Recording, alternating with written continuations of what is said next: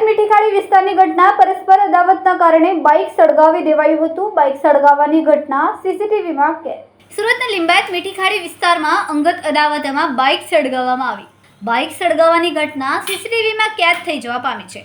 સમીર શેખ નામના શખ્સે બાઇક સળગાવી હોવાના આરોપ. માચીસ વડે પેટ્રોલ પાઇપમાં આગ લગાવીને સમીર ફરાર થયો. આ બાબતે લિંબાયત પોલીસમાં ફરિયાદ કરાઈ. લિંબાયત પોલીસે સીસીટીવીના આધારે તપાસ આરંભી.